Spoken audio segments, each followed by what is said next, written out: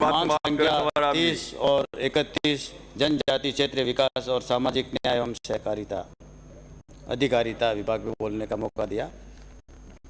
आज जिस प्रकार से जनजाति विभाग में पूर्व मंत्री भी विराजे हैं और वर्तमान मंत्री जी भी बैठे हुए हैं, मैं तो पूर्व सरकार में कहना चाह रहा हूँ कि अभी तो तर्क वितर्क बहुत ही अच्छा सुझाव देते हैं कि जनजाति में आदिवासियों के साथ में ऐसा हुआ, आदिवासियों को इस प्रकार से करना चाहिए, आदिवासियों का कोई विकास नहीं हुआ। तो कई दशकों तक ये सरकार रही है, तो कम से कम ये सुधार जाते तो आदिवासियों का तो कल्याण होता। गरीब को गणेश मानने का काम अगर करते, ये तो भारतीय जनता पार्टी की सरकारें कभी कभी जब भी आई है तभी आदिवासियों का कल्याण हुआ है, बाकी कहीं नहीं हुआ। मैं धन्यवाद देता हूँ यशस्वी मुख्यमंत्री जो भजन लाल जी और वित्त मंत्री दिया कुमारी जी ने जो बजट रखा वो ऐतिहासिक है आदिवासी क्षेत्र जनजाति के लिए कि बहुत तारीफ काबिल है। बाकी जो ये जो पहले छात्रावासों की स्थिति और कह रहे हैं कि मतलब छात्रावासों की बाबूलाल जी एक टीम बना दी जाए, मंत्री जी भी नए नए बने हैं, आचार संहिता लागी, लोकसभा के चुनाव आए, लेकिन मैं पूर्व मंत्री जी जो बैठे उनको कहना चाहूंगा कि कभी आपने भ्रमण किया है क्या? मेरा भी क्षेत्र आंशिक भाग आदिवासी है और आबू रोड 100% टीएचबी क्षेत्र है।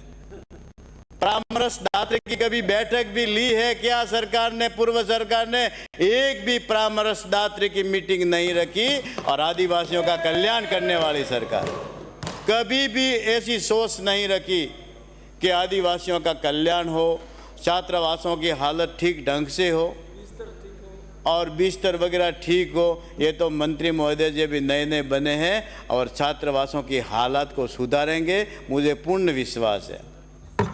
और जो जिस प्रकार से जो माहवाड़ी पहले दी है और पूर्व सरकार में जो जितना भी बजट दिया है वो अभी तक काम नहीं लगा हुआ है, माहवाड़ी भी अभी शुरू नहीं हुए, उसको निरस्त किया जाए। मैं मंत्री महोदय जी आपसे निवेदन करूंगा कि बेमतलब की घोषणाएं की हैं, काम करने की नीति नहीं है सरकार की, पूर्व सरकार की, लेकिन घोषणाएं दुनिया भर की थी, लेकिन एक भी कोई काम धरातल पे नहीं है।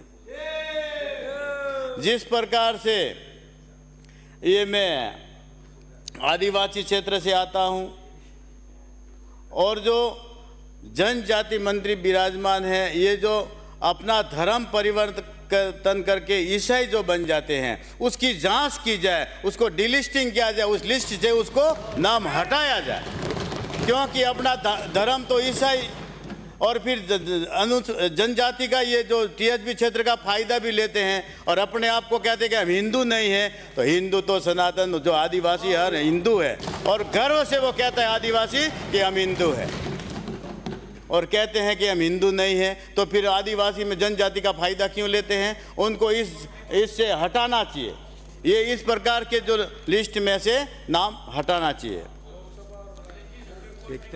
और मैं मंत्री जी से एक ध्यान आकर्षण करूंगा कि लीलोरी वर्ली शहीद स्मारक पूर्व सरकार 2011 में उनकी जो भूमि पूजन किया था, उसके बाद में कुछ विधानसभा में मैंने प्रश्न लगाए तो थोड़ा कुछ काम किया है, लेकिन भ्रष्टाचार के भेंट चढ़ा हुआ है। तो मंत्री जी महोदय जी वहाँ लीलोरी वर्ली शहीद स्मारक वहाँ अच्छी तरह से भूला के अंदर बनाया जाए ताकि लोगों का ये याद हमेशा रहे कि लीलोरी वर्ली शहीद स्मारक बना।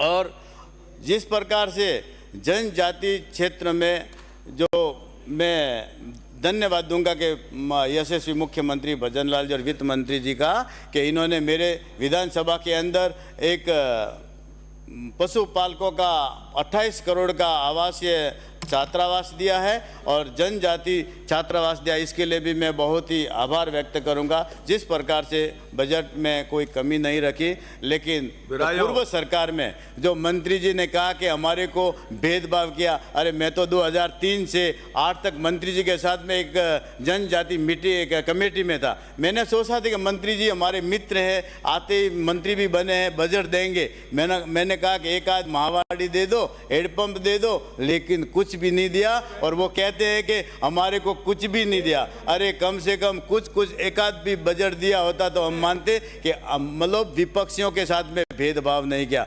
भारतीय जनता पार्टी ने आज तक कभी भेदभाव नहीं किया है, सबके साथ में एक साथ का व्यवहार किया है और बजट बराबर का दिया है। और मैं पुनः आपका बहुत बहुत आभार। जय हिंद, जय भारत। श्री लक्ष्मण मीणा।